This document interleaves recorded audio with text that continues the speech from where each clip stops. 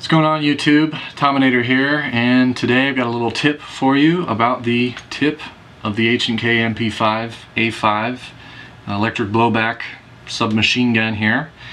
One of the first things I think about when I get a new gun in my collection is I wonder what that thing looks like with a suppressor on it.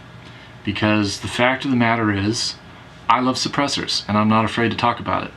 I know I'm not the only one out there. So that's why I'm here today. I know my buddy Walker Georgia Ranger out at SS Airsoft in near Atlanta, he likes suppressors a lot, so I know he'd be curious, and I'm sure there's a couple other people out there that feel the same way. So when I looked at this thing, I noticed, well, that's not normal. What is this thing? And basically what is on the end of this particular gun here is a claw mount. And it's got these 3 blades around the outside of it, and it actually functions as a quick detach base because the gun actually comes with a flash hider that just pops on there and rotates, and then you latch the lever on there and it attaches. But the problem when I first got this and was horsing around with it is that it didn't go on. I couldn't get the lever to latch, and I was like, well, you know, what do you think I did? Okay, I'll tell you. I immediately blamed the manufacturer and or the retailer that I got it from, in this case Pyramid Air. I said, it's their fault. This thing doesn't work. It doesn't fit on there. This gun is junk. I don't care about the accuracy. I don't care about how well it was made. The flash hider makes it just doesn't work. It's terrible. I'm gonna get on YouTube, I'm gonna bash it. I'm going to retract my positive things I said about it on the blog. But really what happened, or what is the actual case here, is that this little ring on the very end of the mount unscrews. And one thing I would mention is that this is a 14mm counterclockwise threading, so it's the opposite of righty-tighty, lefty-loosey when you're trying to get that thing off of there.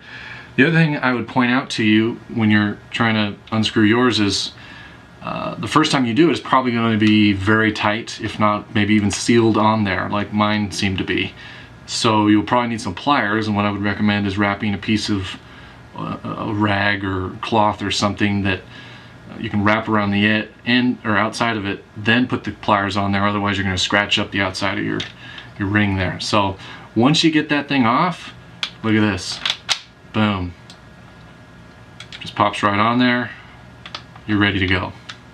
Quick detach. So it turns out it was not the manufacturer, it wasn't Umarex, it wasn't Pyramid Air, it was me. I didn't know about that little step there, that extra step. So anyway, again, to pop it off, you pull the latch back, rotate the flash hider forward, and it comes off just like that. So now back to the suppressors. You've got 2 options. The most common of the options is just a standard threaded mock suppressor like this one. I bought it used. I don't even know who makes it, or maybe it was even homemade, I don't know, but it's not the most well made, I should say, and the threads will not go all the way to the base of the mount. But I just wanted to show you what this thing might look like with a black mock suppressor on there. This one's actually a little longer than I would go with. Maybe if I had my choice, about that long. So anyway, that's that. The only problem with the threaded suppressors is you still got this gap in the claw mount there that exists. So the other option you can do is just get a suppressor that's made for a claw mount, and there's a couple out there, and I think G&G actually makes one. So that's probably what I'm going to do for mine. But I just wanted to show you what this gun looks like with the suppressor, and it does kind of, actually this particular one especially, it's the only one I really had that would work. Adds a considerable amount of length to the gun and kind of defeats the purpose of being a CQB weapon. But sometimes it's more about the looks than the performance. And for some of you out there that I've seen, sometimes it's, or it's all about the looks and not at all about performance. So whatever. One thing I would note though is that when you hear some of these bigger channels, some of the biggest channels that I've seen, I'm not going to name names, they like to talk about, oh, if you wanted to, you could throw a mock suppressor on there and add an inner barrel extension way out to the end, and you're good to go. Now you've got like a marksman rifle. But if you really wanted to maximize the performance of doing something like that, I haven't seen anyone say yet, is that you really should be adding a bore up cylinder kit with that added length in your inner barrel. I have done my homework on this. While I am not a physics expert or pneumatic expert, I can tell you that when you're increasing the volume of your inner barrel, you're going to need to increase the volume of your cylinder as well, because the two are actually related, as it turns out. That's about as technical as I'm going to get, because I'm actually a little bored myself. But just keep that in mind.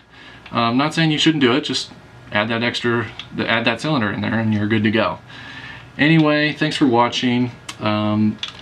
Stay tuned, got a lot more stuff coming at you. Lots of new gun reviews on guns that aren't even available yet, and that Crazy NC Man hasn't even gotten his hands on. So you should probably maybe hit the subscribe button. I would certainly appreciate it. Maybe the thumbs up or a comment would suffice as well, or in addition. Check us out on Facebook, Pyramid Airsoft. Check us out on Twitter, Pyramid Air. Airsoftblog.com is the blog I write for Pyramid Air. And of course, if you saw this video and said, gosh, that is a great MP5, I've been looking for one, check out pyramidair.com, because they have it.